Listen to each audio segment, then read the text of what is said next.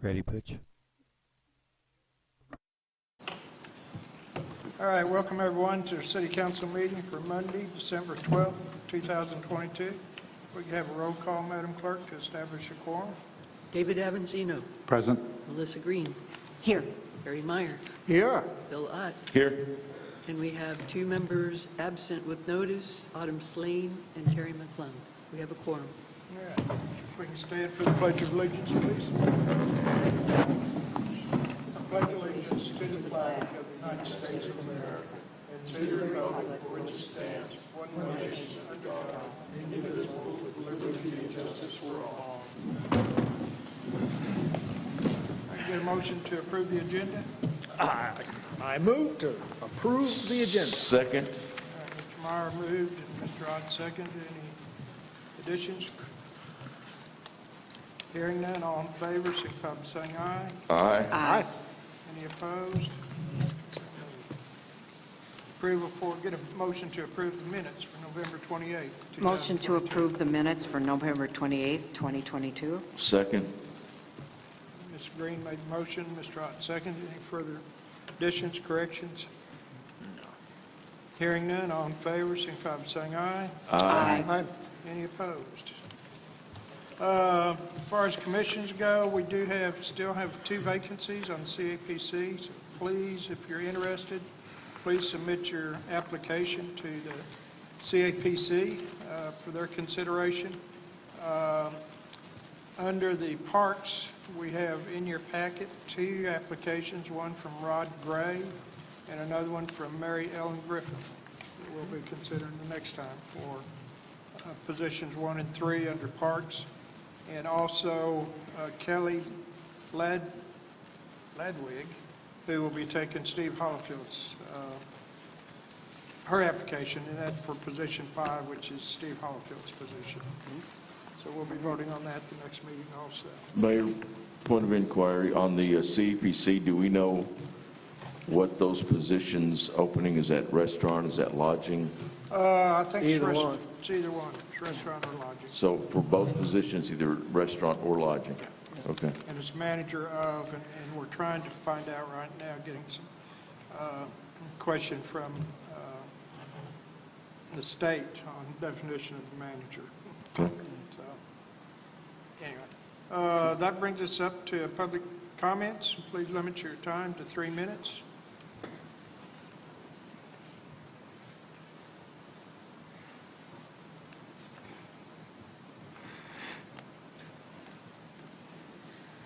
My name is Susan Harmon, and I live at 11 Summit Street here in Eureka Springs, and I'm here this evening to discuss the Spring Street Parking District Ordinance and encourage you to include a fine for those parking without a permit. The fine section within the draft ordinance was removed on your previous meeting. I have copies of Ordinance 2173 if anybody's interested in it, which is the most up-to-date list of parking fines I could find in code, with my starting point being archived Ordinance 712, posted on the city site all the way up to present day. There are several violations listed, but I'm only going to mention the ones that apply. The fine for each of these is $20. So you have careless parking, which is $20. You have no parking zone, which is $20. There are 10 in total here, but these are the 4. So careless parking, no parking zone. Parking in a reserved space is a $20 fine, according to ordinance number 2173. And then the goodie is number 10, which is any other specified parking violation not covered in this chapter, which is chapter 8 in the code book. That is also $20. It has been mentioned or recommended that you allow the police department to use their discretion when issuing fines. I have heard mentioned in previous city council meetings that fines can be levied anywhere from $25 to $100. So what happens when someone accuses an officer of being biased or showing favoritism? My ticket was $25. Well, mine was $100. Well, why was yours $25 and mine was $100? Does that mean it's because he doesn't like me? Is this person more important in town? Why would there be a difference in ticket prices if they were basically the exact same violation? The intent of the Planning Commission's original draft, which included a $70 fine, was to avoid putting the city in such situations. If you don't like the original $70, change it to something you like, or write nothing and allow $21.73 to be your guide. Let's make this easy for our police department to enforce and easy for our citizens, the residents on Spring Street, to understand. The law is not complicated and shouldn't be made complicated for no reason. The residents on Spring Street have waited a long time for this ordinance. Please make it transparent and easy to understand and enforce. Thank you.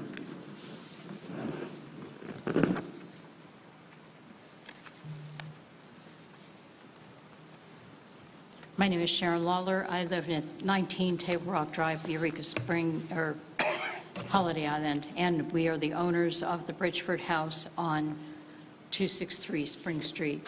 I wanted to address the three things on the amended ordinance. First of all, the second whereas says that there are substantial parking problems. I've been going there now for a year and a half, working at the Bridgeford House from about 8 a.m. until about 11:30 p.m. multiple days of the week, and I've never had to park more than 4 spaces away from the Bridgeford House, and so I question this issue of substantial parking problems because I've never seen it there all the times I've been going. Could be, obviously when there's parades and things like that, yes, there's a problem.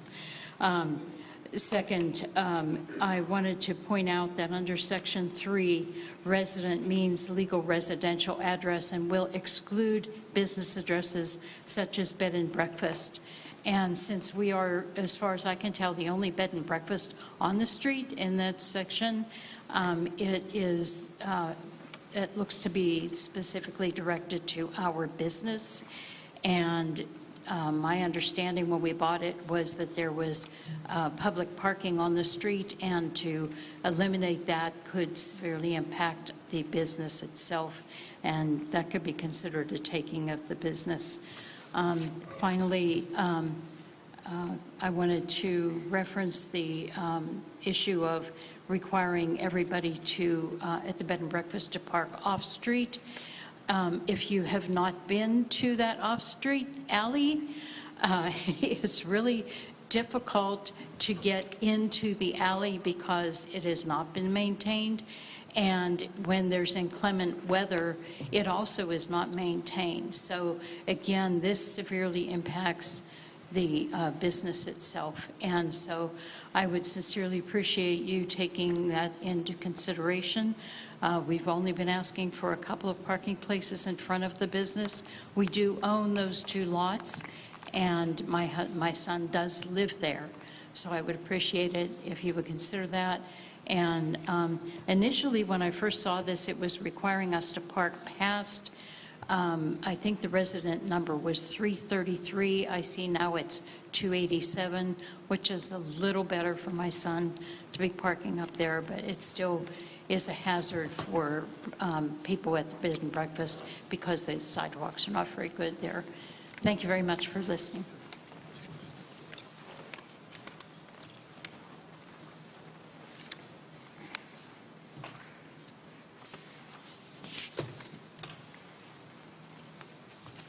Is there any other comments? All right. Hearing none, we will go ahead and continue on to our unfinished business, which is the reading for ordinance for parking on district on Spring Street. Motion to discuss. Second. All right. I think you have in your packet the revised amended ordinance as we discussed from the last time.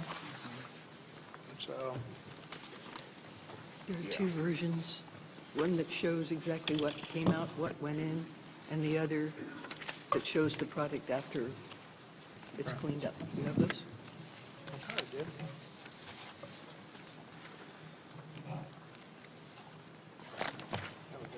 Okay. All right. My understanding is we did read this for first reading the last time. Yes. We did. Okay. So discussion? Ms. Green? Well, I too do like the idea of the fines and a certain set fine. Also, the multifamilies that are on that street are all grandfathered in, and they were grandfathered in with parking requirements.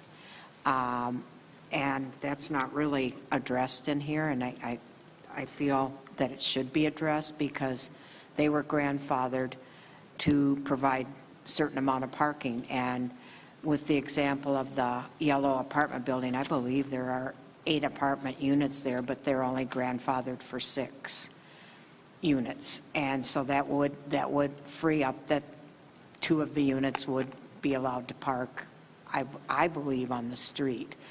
But if all of it, looking at it as I've looked at it for about 4 years, if people were enforced to their required parking, I think a lot of the problems would clear up. The Bridgeford House, as Sharon has spoken, it is grandfathered for 3 units, plus they must provide 5 because for their parking. So it really, to me, the law reads that there are 2 units that would be allowed to park on the street. Now, that I would guess that would be 2 vehicles only.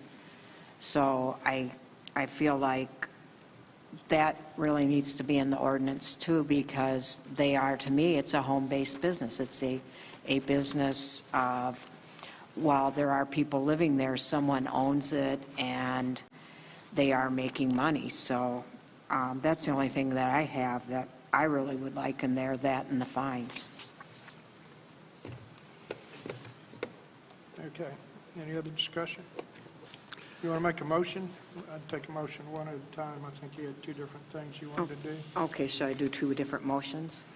Okay, I'd like to make a motion to amend it to add the multifamily, the grandfathered multifamily units, and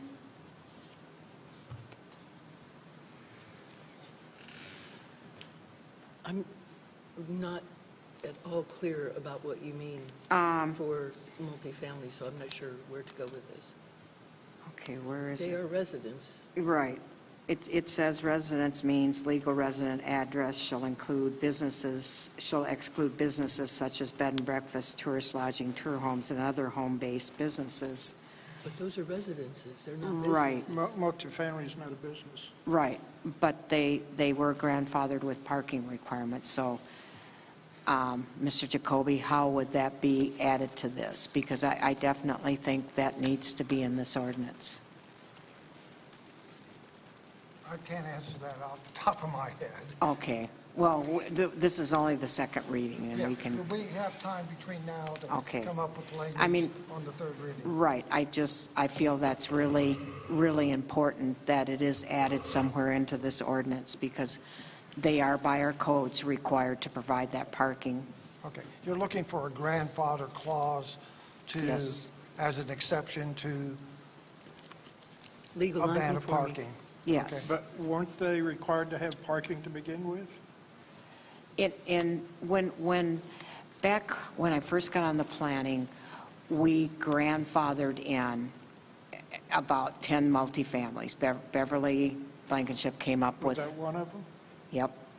And Do we have that in the minutes? It's in code, it's in code. It's in our planning code book. it's in the city code book. Yeah, and So I, we had, but it was grandfathered as a multifamily, yes, not necessarily parking. yes. It is a multifamily, but they had parking requirements in it. It's in our code book. Like the yellow one is Understand. required by 6. The triplex next to it was required for 3. The duplex was required for 2, and then there's another one down farther for 3. Now, the duplex and the one farther down, the road needs to be restored so that they can get back and use those parking requirements. As of now, it's really hard for those 2, buildings to be able to use, is it King Street back there?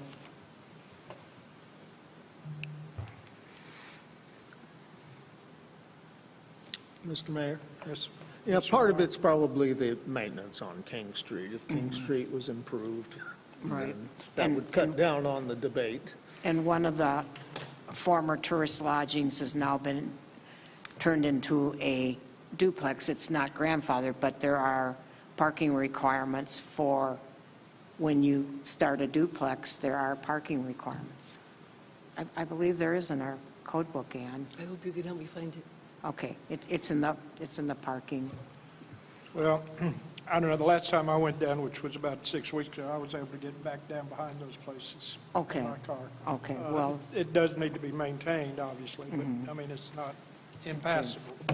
I think part of the problem, my understanding from the Planning Commission, was that a lot of the people, and I don't know how many units are in that apartment complex. 8, I believe. Well, that's 8 parking spots on the street, and that's part of the problem. Right, but if you look in our code book, they were grandfathered, I think, somewhere around 2011 or so.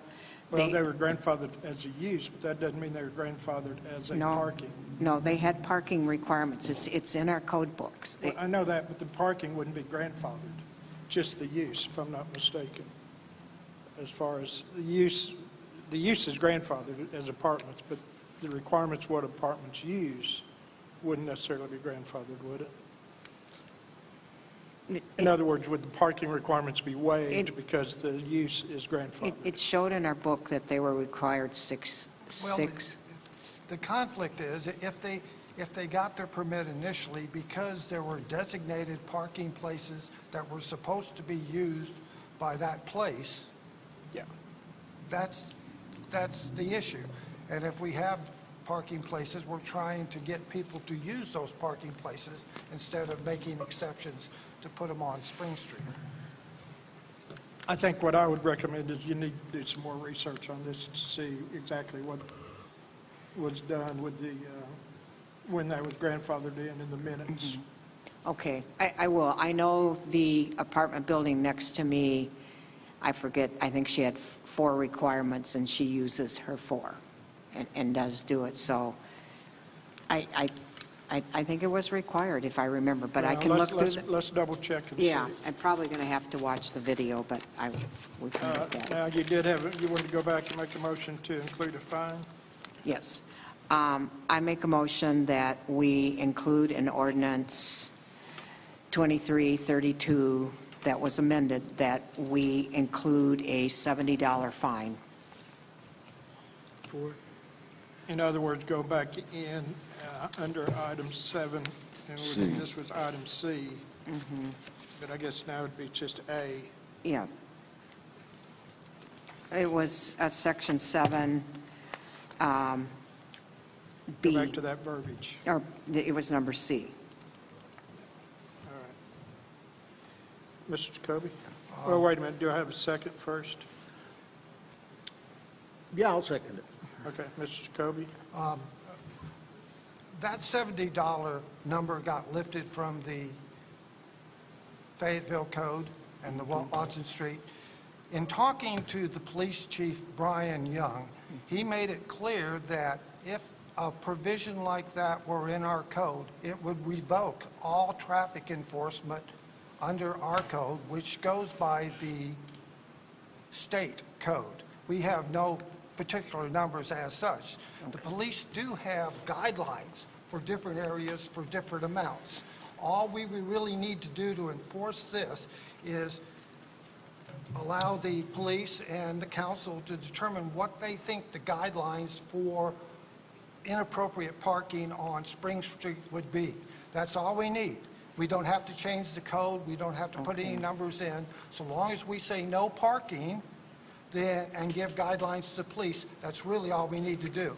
If you specify a number, I agree with the police chief that you would be revoking the municipal code that allows us to catch DWI, speeders, and otherwise. In other words, don't change anything, just simply give them a guideline as to what to do for no parking in this area. Okay, so we could put their guideline in, and usually it has, Yeah, we can say whatever, without a specific number. Okay. The police can determine the guidelines. We already have a long list of guidelines for various things. We just simply need to add a guideline for the Spring Street parking district. That's all. Okay, And everything stays the same. Okay. Everything stays the same. Simple, easy, elegant. okay. Would that be something like referencing ordinance 2173, which is your overall fine ordinance? Yes, you could certainly specify something like that as a guideline or something to go to without putting a specific number down. Okay. Mr. Meyer? It sounds like a good idea. Just follow 2173. Of course, they've got a specific number in 2173, Well, 4 different numbers now for 4 different types of parking, so I don't quite understand well, why. I'm just going by what Okay. the police chief said. Okay. And it is incumbent upon this council to not only make this an enforceable ordinance, to make it as simple and easily enforceable as possible, because the police department will have their hands full. So the simpler and easier we can make it for them to enforce. We'll check with the police chief on what he says about 2173 and how he best wants to incorporate parking fines and so forth into the district. Okay? Okay. Is Ms. Salih here? Could you come up, please?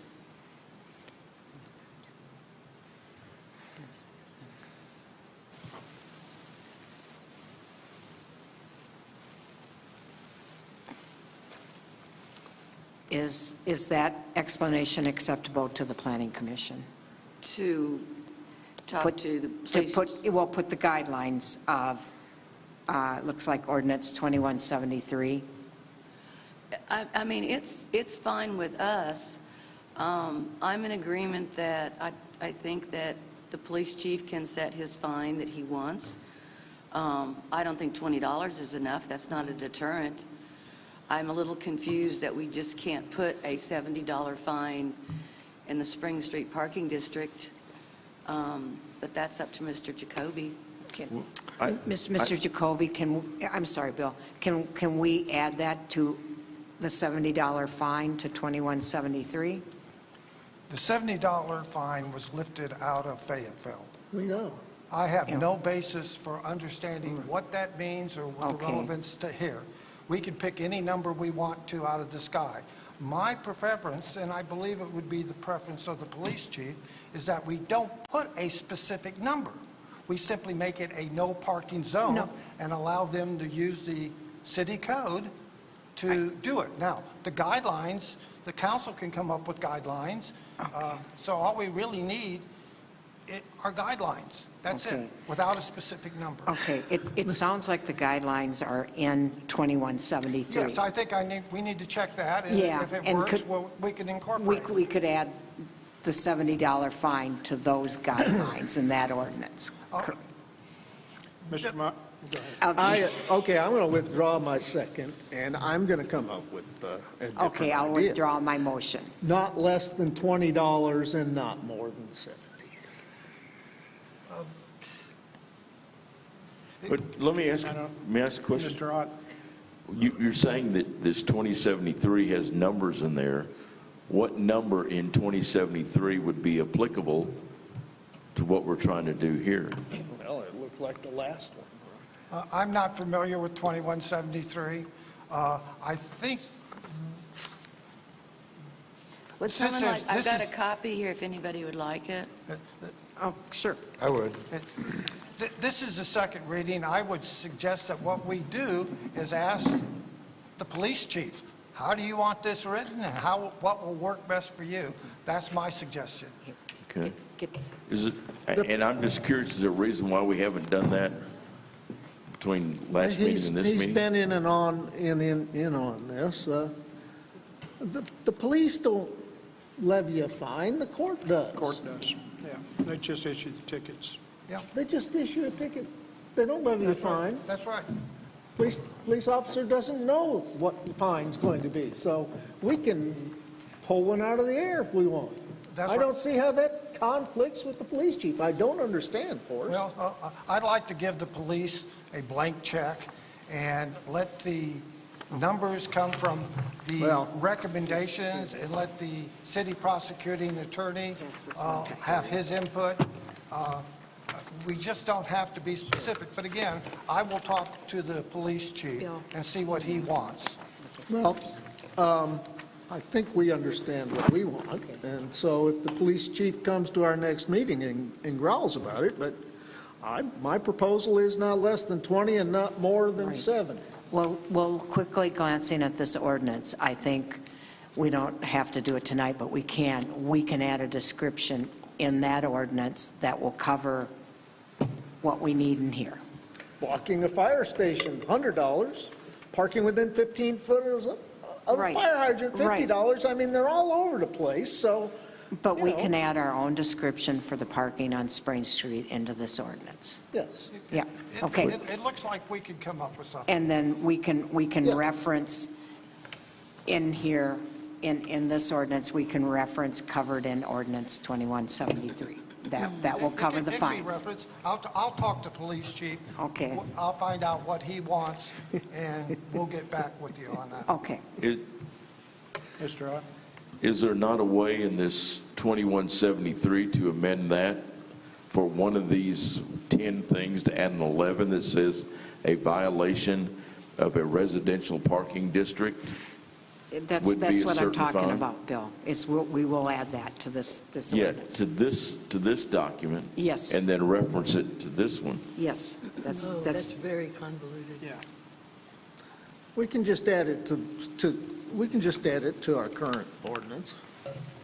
Which one, the 2173 or the No. 2332? 2332, under I A. think Mr. Jacoby's going to talk with our police Okay. chief and come up with a recommendation for us for the next meeting. Well, I'd like to know why we can't name the fine. I mean, that's what we're here for.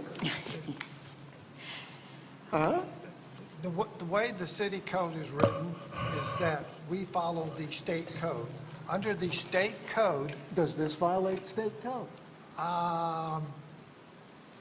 it violates parts of our municipal code. I think this is in conflict with what I was told. I'll have to go over with the We got to police. have something in writing for that. I'm sorry, Forrest, but I'm Well, just saying that the police chief says he doesn't like it just ain't good enough. Well, the police chief said if you put the $70 in. It ain't good enough. He's got to come here and explain to us Okay, why well. he then thinks I'll get together with him and. that the judge shouldn't be able to give somebody a $70 fine. So no second on Mr. Meyer's motion? Am I correct? Yeah, I made motion. I know, but I don't know if there's a second. Was there a What second? was the motion? Not, there was a minimum of $20. No, I and a know, but what maximum of was his $70. motion? Not less than $20 nor more than 70. Is that amending? That's going under A in section 7 of this ordinance, our parking ordinance, 2332. No, that wouldn't be A, unless you want Well, to it's make it. A in section 7, I'm sorry. Okay, Well, okay.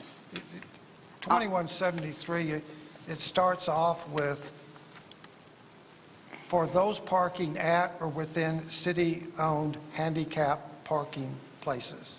And it starts off parking for the disabled.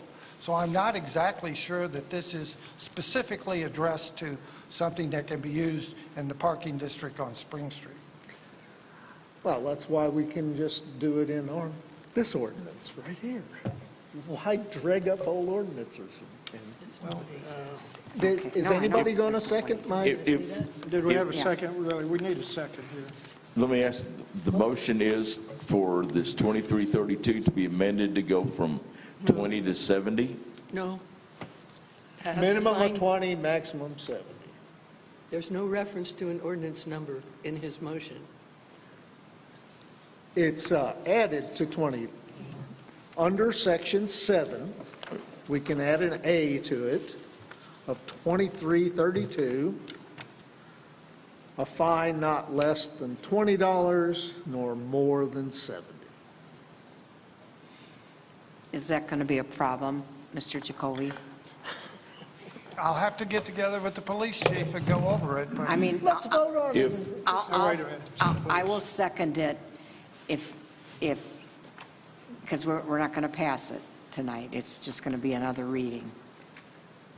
Well, this is only going to be the second reading. Right. And if it's not kosher, then we can take it out next time. Yeah, we got one more meeting. If it's not kosher. Because he's going to check on it. All right, Mr. Ott? Okay, what we're doing now is, if I'm reading this correctly, under Section 7, A has been taken out, B has been taken out, C therefore becomes A, and we're amending that to go from 20 to 70. And if that's the motion on ordinance 2332 amendment, then I would second that unless someone already else has.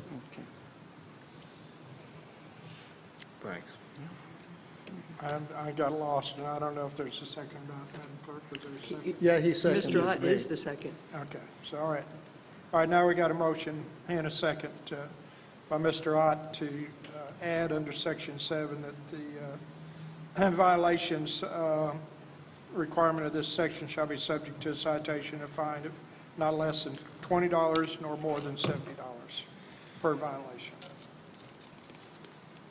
And then each 24-hour period that lapses without correction shall constitute a separate violation. Yes.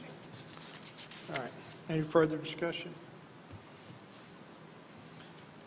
All in favor, signify by saying aye. Aye. Aye. Any opposed?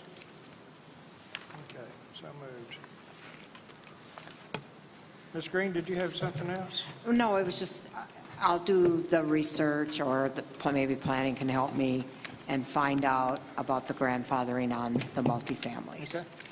And let me ask you a question. I know this is my swan song tonight, but I've been asking for this for the last few meetings when we talked about this. Can we not invite the police chief? Can we not, we've got the planning commission chairman No, here, we can invite the police chief. where he can actually address this council. I'll be glad to have the police chief at the next meeting. That way there's not any misunderstanding or he said, she said. We'll actually hear the voice of the police No chief say problem. that. Okay. All right, anything else on this one? Do y'all want to read as amended, or would you rather defer it until the next meeting to read for the second reading? Mayor, I do have Mr. Alexander. one more question regarding this under Section 3.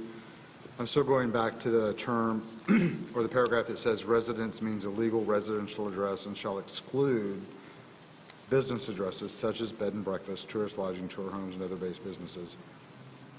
I personally do not agree with this, as there are bed and breakfasts, such as we heard from earlier, that have been there since, I think, 1899, if I'm not mistaken, that quite frankly deserve parking spots. And I went out to her location and I visited. Parking off-street is a nightmare for her guests. And I think this paragraph, I think, is, I don't know how to put it any better, but an attack to exclude any businesses on that street for on-street parking. To specifically exclude them from parking on-street, I think is not a good thing. Isn't that R1? There, Ms. Saleh, would you come up for a moment? I got a question too. I don't know whether this ever got addressed. There is one bed and breakfast on the west side of the street that has no off-street parking. Earl Tapman? Yes. Pearl Tapman House. I don't believe the Pearl Tapman House is even in use anymore as a tourist lodging. It No, is. it's not. They have a license. They still have a license. But are they active? As I understand it, it went back to the original owners from Oregon. I don't think she's here anymore, but he is. But it's my understanding it's not being rented out. They have an active business license. I know they may have an active business license, but we would have to go to the CAPC to see whether or not they're actually doing business. I don't remember exactly, but isn't there somewhere in there that they have to And it be was, an active? business? 180 days. And the one thing about the Pearl Tapman House, when they originally got it as a tourist lodging, they lived there. It was a one unit. When they sold it and moved away, the person that bought it was renting the entire house, which is not within the scope of a one unit. So I don't really know what the gentleman is doing now that when he came back.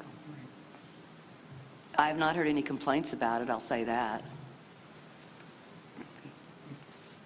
So Ann, what are your thoughts on parking for Bridgeford House? We've had numerous workshops on this, and I know you weren't part of the city Correct. council at that point. To be quite honest, I don't know the current owners. I know that for years, with previous owners, it has been a major problem. They have parking in the back. They don't use the parking. All the parking in the back have not in the past. When you're grandfathered in with parking, you're supposed to use the parking. Now, if we have an issue with King Street, that we need to clean that up, I mean, that's important that we do that. I did give to Kyle to give to the mayor tomorrow the ordinance on the multifamilies that was done in 2011 of them. There's 3 of them. And it lists the address and it lists the parking spaces that they're supposed to have, including the units. So you can get that cleared up before the next meeting. And do you have that ordinance when they grandfathered it in 2011? Uh-huh. Okay, good, that'll make it I've easy. given it to Kyle to give to the mayor tomorrow. Okay. When over the years, I mean, I owned a bed and breakfast up on Summit Street, and I had 3 units, and we had the 5 required spots. We were, and I mean, they were tough on us in those days. We were required. I mean, we had to use that parking. And that's part of the grandfathering. And in the case of the Bridgeford House, they really do have 2 of their units are allowed to park on the street. And I do think that would hold up in court. They're required, 3 of their units must park behind. If the city... And I realize that it is harder. It is harder. You know, I work for the people of Eureka Springs. And for me, I know tourism is our bread and butter, but the residents come first, in my opinion. Okay. That's the way I look at it. I guess I'm kind of confused here. When we were having our workshops, we were talking about the bed and breakfast having parking behind. They have So parking behind. basically, that problem was solved. I even went to the Bridgeford House and saw a sign on their front door that said our guests are asked to park behind and come up. I don't understand how it suddenly changed from that's where they're going to park, it's okay to park, we've invited our guests to park back there, to suddenly we don't want our guests parking back there. I can't answer that for the Bridgeford House. Okay. Mr. Jacoby? This is sort of housekeeping, but since I write ordinances, I think we should know some of the basics of writing an ordinance. One of the most basic is that if the language is not pertinent to the ordinance, it should not be there. Now, what is the test for that? The test for, if you take out this language or numbers or whatever, does it change anything? If the answer is it doesn't change anything, then it should not be there. The ordinances need to be concise. I'll give you an example from what's proposed today. Section 2 has got 8.41.01, applicability. If we deleted 8.4101, it changes nothing in this ordinance. Nothing. If we put it back in, it changes nothing on this ordinance. So therefore, on that basis, it should be left out. Number 2, in reading about ordinances, it is recommended that we not place any specific numbers in there because ordinances get amended repeatedly and we don't know which ordinance it might be applicable to. But if the language itself should stand by itself so that if we do amend it, then we just go back to the language, but we don't have to deal with numbers. And number 3, it is the responsibility and the duty of the city clerk to assign numbers and put them in the code. So this is an attempt to tell the city clerk how to do her job and what it is. So on that basis, I would suggest that the council could entertain a suggestion to remove 8.4101, 8.4102. It doesn't change the ordinance at all. It just simply cleans it up. Actually, 801 does list the addresses, Right. Well, which is limited. but you don't have to list the 8.41. You just say applicability. That's all you could do. Just the number, not the rest of it. Yeah, you just eliminate the number and everything's fine. Is that not swatting camels and swallowing gnats or vice versa? I mean, isn't that superfluous to, I mean, does that make a hill of beans whether those numbers are in there or not? Yes, it does. How does it screw up the works? Well, first of all, it's superfluous. It does nothing. It gives him a headache. Yeah, it's not properly drafted. Number two, when you cite numbers that can be amended, it creates confusion, and you might have problems in the future. Number three, it's the city clerk's job to assign these numbers and put them in. And so this is an attempt to tell the city clerk how to do her job or what her job is. Just to add more to it, the first line up here, whereas the Eureka Springs Planning Commission has committed a residential parking study which identified areas of concern. If we leave that out, how does that change this ordinance? It does not. We put it back in, how does it change the ordinance? It does not. In other words, this is just excess verbiage that should be deleted to get a clean, concise ordinance. Is this something the two of y'all have discussed? You know, I have no problem if Mr. Jacoby wants to take some of that out. I'm concerned about the body of it. Obviously, you all have some questions. Might consider just postponing this until the meeting in January to get more information. Well, I had hoped when we started talking about this 3 or 4 meetings ago that y'all would get together and you'd say, this is what I think should be taken out, and that you said, this is what I think should be left in, and then y'all come to a decision on, okay, if it's superfluous or confusing, it doesn't need to be in there. But if it feels like it's vital to be in there, then maybe we can leave it in there. It's just... It's not. I mean, at this point, it's been given to you all.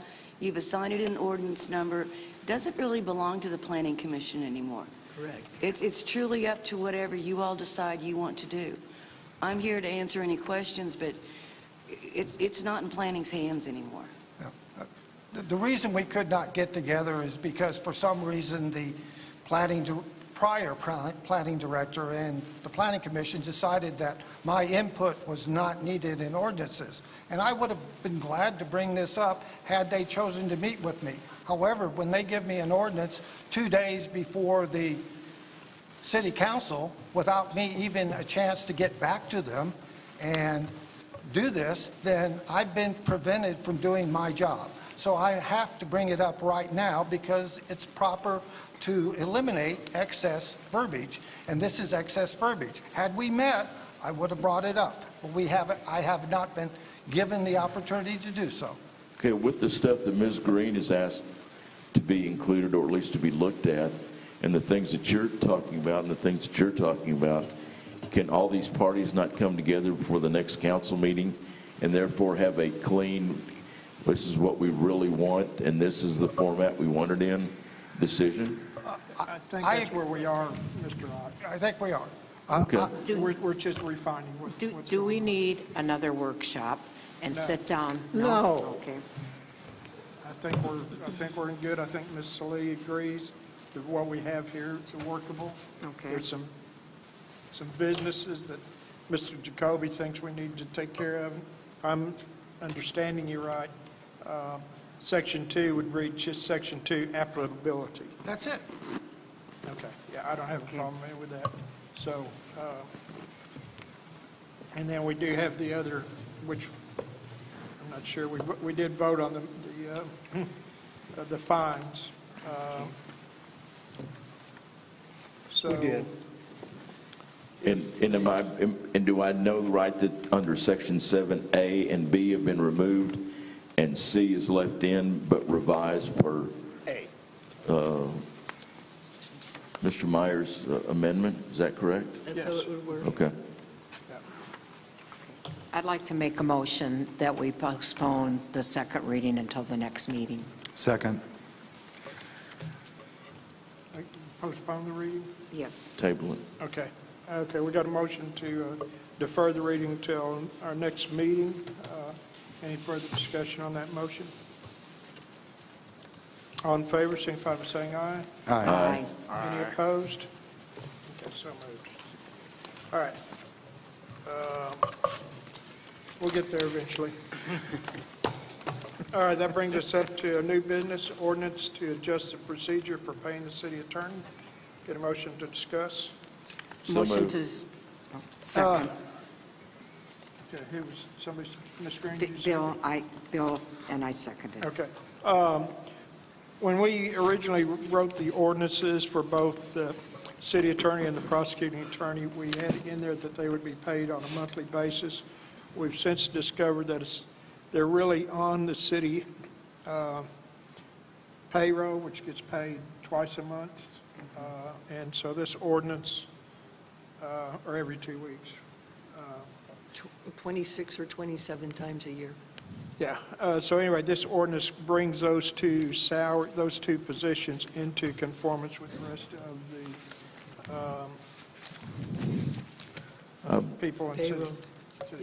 I would move then that we give this ordinance a number and vote on it, or Read for the first put it on the first reading. NB1. I'll second that. All right. All right, got a motion by Mr. Ott, a second by Mr. Meyer. Any further discussion?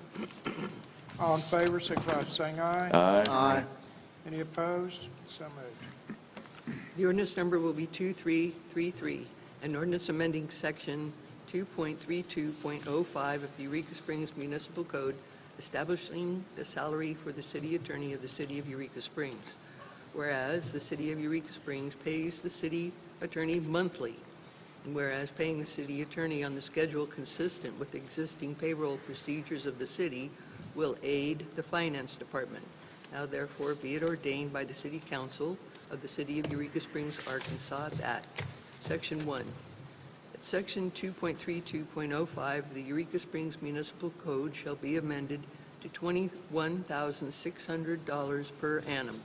Section 2, that provisions of this ordinance are hereby declared to be separable, and if any provision shall for any reason be held illegal or invalid, such holding shall not affect the validity of the remainder of this ordinance. Section 3, all ordinances and resolutions or parts thereof in conflict herewith are hereby repealed to the extent of such conflict. Get a motion to I approve. I move to approve. Second. Ms. Meyer made the motion to approve ordinance 2333 on its first reading. Mr. Ott seconded. Further discussion? All in favor, signify by saying aye. Aye. Any opposed? I'll make a motion to read ordinance 2333 You need by its, Suspend. suspend the rules, and read ordinance 2333 by title only. get a second. Second. Mr. Meyer made the motion to suspend the rules and read it by title only. Ms. Green seconded. No further discussion. Mr. Ott? Aye. Mr. Evanzino? Aye. Ms. Green? Yes. Mr. Meyer? Aye. 4-0. Ordinance number 2333, an ordinance amending section 2.32.05 of the Eureka Springs Municipal Code, establishing the salary for the city attorney of the city of Eureka Springs. I move we approve ordinance 2333 on a second reading. Second.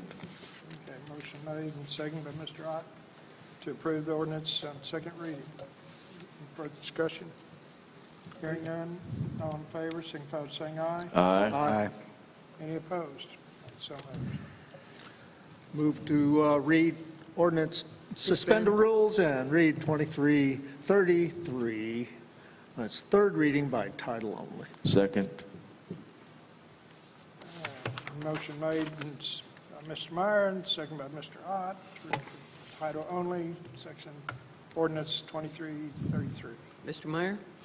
Yes. Ms. Green? Yes. Mr. Avanzino? Yes. Mr. Ott? Aye. 4-0.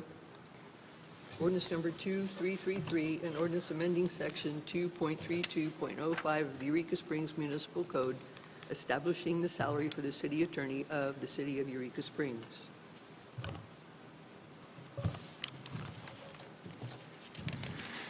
Move to approve. Get a second? Second. Mr. Ott made a motion to approve the ordinance for third reading. Ms. Green seconded. Further discussion? Hearing none. Mr. Meyer? Yes. Ms. Green? Yes. Mr. Ott? Aye. Mr. Avanzino? Yes. 4-0. Okay. I'll make a motion that we invoke the emergency clause for read it. ordinance 2333 And read it. and read it. I'll second. There you go. Ms. Green made the motion. Mr. Meyer seconded to read the emergency clause. Ms. Green? Yes. Mr. Ott? Aye. Mr. Meyer? Yes. Mr. Avanzino? Yes. 4-0. Emergency Clause, Section 4. Due to the need to consistently apply all laws and ordinances of the city of Eureka Springs, Arkansas, and for the health and safety of the citizens of the city, an emergency is hereby declared to exist, and this ordinance shall take effect upon passage by the Eureka Springs City Council and signing by the mayor and clerk treasurer. Thank you all. Now, get a motion to assign the next ordinance a number. So move. Please make the whole motion, please. Oh, I'm sorry. I move we assign the next ordinance regarding the prosecuting attorney that we have in our packet a number, and we put it on its first reading. Read it for passage. I'll second that. Mr. I made the motion, Mr. Myers seconded to give this a number and place on the first reading. Thank you. All in favor, signify by saying aye. Aye. Any opposed? Ordinance 2334, an ordinance amending Section 2.33.05 of the Eureka Springs Municipal Code, establishing the salary for the city prosecuting attorney of the city of Eureka Springs. Whereas the city of Eureka Springs pays the city prosecuting attorney monthly, and whereas paying the city prosecuting attorney on the schedule consistent with the existing payroll procedures of the city will aid the finance department. Now, therefore, be it ordained by the City Council of the City of Eureka Springs, Arkansas, that Section 1, that Section 2.33.05 of the Eureka Springs Municipal Code shall be amended to $20,400 per annum. Section 2, that provisions of this ordinance are hereby declared to be separable, and if any provision shall for any reason be held illegal or invalid, such holding shall not affect the validity of the remainder of this ordinance. Section 3, all ordinances and resolutions or parts thereof in conflict herewith are hereby repealed to the extent of such conflict. I move to approve. Second. All right, Mr. Meyer moved to approve 2334 and Mr. Ott first seconded on reading. its first reading. Any further discussion?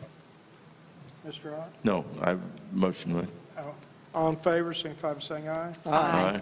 Any opposed? Okay. I move to suspend the rules and read ordinance number 2334 on its third reading by title only. Second. Second reading by title only. I'm trying to put Skipped one. Yeah. I'll second that. Mr. Meyer made the motion, Ms. Green seconded. Further discussion? Hearing none?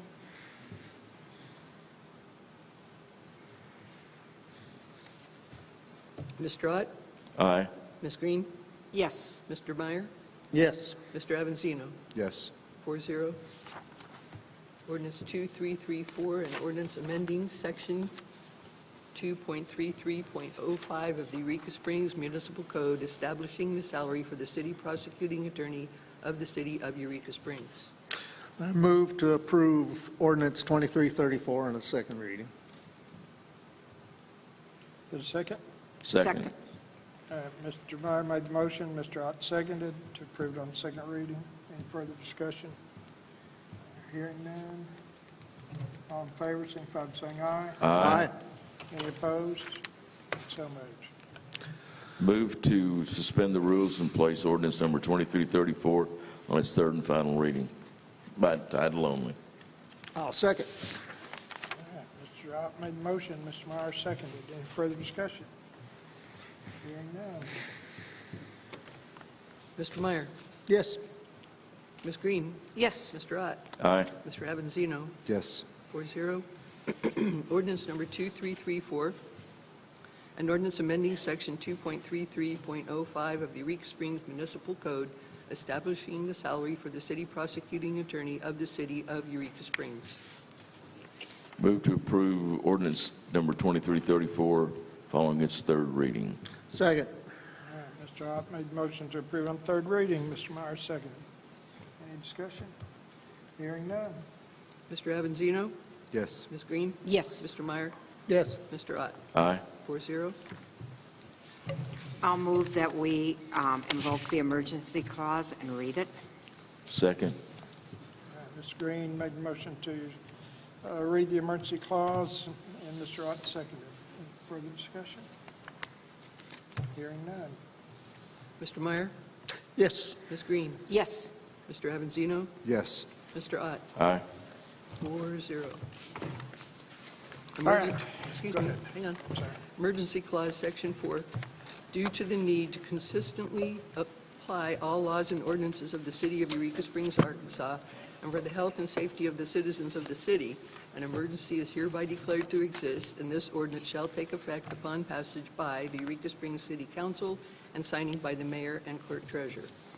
All right. That brings us to a conclusion and brings us to our agenda setting.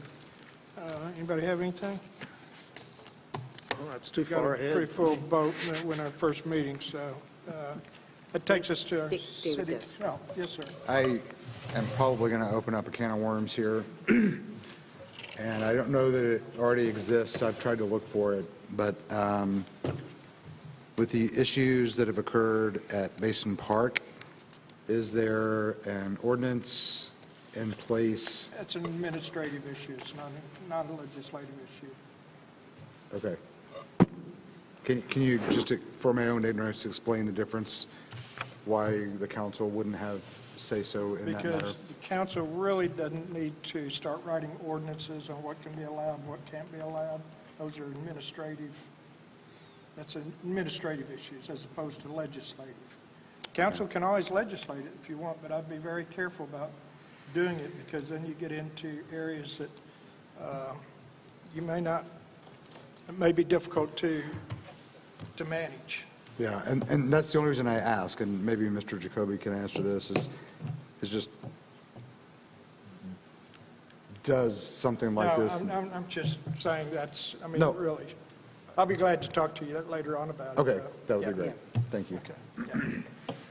All right, anybody else? Mr. Ott, I'm going to start off with you on council comments. Well, thank you, Mayor. I certainly do appreciate that. I just wanted to let everybody know that this coming Saturday will be the last Saturday for Santa in the Park, starting at 11 o'clock. If you've not been to Basin Spring Park to meet that jolly old elf in the red suit and the big white beard, to bring your family and friends and bring your phone so you can get your picture taken with Santa. It's a keepsake I know you'll want to cherish and blow up and hang over your fireplace. But one of the things, the last two Saturdays have been very successful. I'm always so pleased because whenever anybody comes up and visits Santa and says, get our picture made, et cetera, I always ask them where they're from.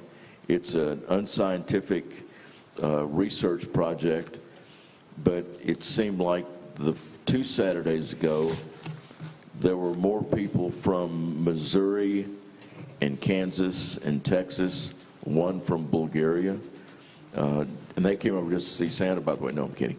But anyway, we had a lot of people coming from out of town. They said they'd love to come here during the holidays. They love to come do their holiday shopping here, and it was great. Last week, it was mostly folks from Oklahoma. So, again, it was unscientific polling, but it seemed very good. But it's amazing the number of people that love to come to Eureka Springs during the holidays, even though they have all kinds of neat stuff in their town, their state, their neighborhoods. They love to come here because of the ambiance of the city during this time of year. So I would invite everyone locally who wants to enjoy that ambiance to come on downtown and stroll on over to Basin Spring Park. And also at this time, since this is my last meeting, I do want to thank the citizens of Eureka Springs for allowing me to serve on this council for the last 2 years. I had the pleasure of serving in 2003 and 4 and these last 2 years, and I enjoy serving my community. Hopefully I did a job that most people can be happy with or proud of, because it's a good way for me to be a servant, not only for my community, but also for my higher power. Because it's important for all of us to be servants in some way or the other in a place that we love as much as we love Eureka Springs. And I want to wish God's blessings on this council and our community for the next 2 years, because I know that you guys will continue to do a good job, and I know that Steve will do a good job sitting here in this seat and carrying on for the city. And in closing, I would like to recite the last 2 lines of the most iconic holiday poem written by a biblical scholar and professor, Clement Clark Moore, in 1822. And I heard him exclaim ere he rode out of sight, "Happy Christmas to all, and to all a good night." Thank you. Thank you, Mr. Ott. Mr. Avanzino? Yeah, I would first of all like to thank Mr. Ott for your service. It's Thanks, sir. more than just city council. It's recognized everywhere, not just on city council. Thank you. So thank you. Thank you. And to any of the business owners that are out there, I don't know if it's just me or what, but it's been a really, really slow month in December. And hang in there. I know sales are low, rentals are low. Hang in there. Things will get better. That's why we save up in the summer for the winter. So stick with it. We'll succeed. We always do. So yeah, that's pretty much all I have to say. Ms. Green? I want to thank Bill, too. It's been a privilege to serve with you. You did a good job, and I will miss you. And I know there will be commissions that will need help, and I hope you will consider it. Thank you. I also want to say it is an honor to serve on here, and it is a privilege given to me by the people. And my job is tasked to take care of the citizens of this city, their safety, their health, and their welfare. It also includes the businesses, too, because they provide our tax money. And sometimes it is hard. There is a yin and a yang to it. And so I don't ever want to discount our businesses, because without them, we wouldn't have the amenities that we have. And they're part of us. So we do have to work. And I want to thank the Planning Commission for their hard work on this parking, because it does include businesses, and there are going to be some hard things. There's going to be some hard things for the citizens, and there's going to be some hard things for the businesses, and hopefully we can work it out. And then I do want to wish everybody happy holidays, and I hope everybody has joy and that things are good for everybody. And I'm looking forward to another good year in our tourism. And yes, it has been very slow, David. So I'm hoping that's going to perk back up, and that we have good weather, because that usually helps us a lot. So that's all I have to say. Mr. Meyer? Well, no candy canes next year? I could make a special guest appearance If you and bring would, you one. yeah, if you would. All I gotta say is I hope we can pass this ordinance, because it sure has been a long process. And it would be nice if we have retired folks that live on Spring Street that have to walk a long ways with their groceries with when all the parking places are taken, and that's how this all started. And maybe we can prune it down to just giving the people that don't have their own parking exclusive spots. I don't know how that'd work, but anyway, y'all have a good holiday. Thank you. Well, first of all, I want to thank Mr. Ott also for his service on the city council. He's been exemplary for showing up and getting things going through the council, and I really do appreciate you serving with Thanks, you. sir. This time, as I did in the 2002, 2003 also. So thank you very much, and I'm sure you will have a lot of more items you're going through, and I'm sure Santa will keep you busy, so. Thank you. And that brings me to, the holidays are in full swing around Eureka Springs. We've got, as Mr. Ott said, Santa Claus in the park during the weekends. But we also, on the 15th and the 22nd, we've got a new event, and that's Christmas Village on Center Street on Thursdays. This is a little gathering spot with live music and some photo with selfie stations, a fire pit, and Christmas decorations. And don't forget to come dressed as the Grinch and get Grinched. While you're there as the Grinch, you can collect raffle tickets from participating venues and shops for a chance to win grand prize packages with hotels and dinners. Also, this weekend's Merry Christmas, Merry Texas Christmas, y'all. Asleep at the Wheel with our favorite people, the Cate Brothers. It'll be Friday, December 16th at 7:30 here at the auditorium.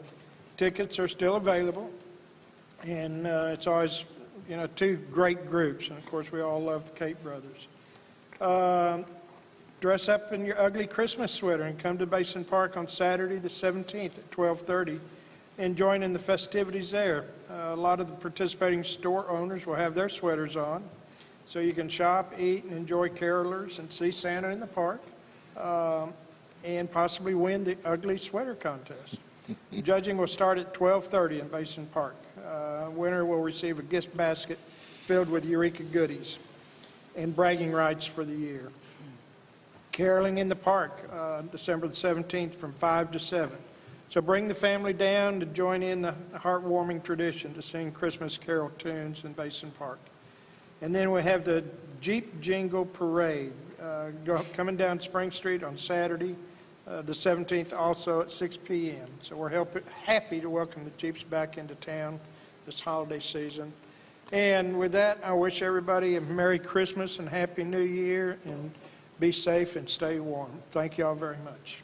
Take a motion to adjourn. Move to adjourn. Second.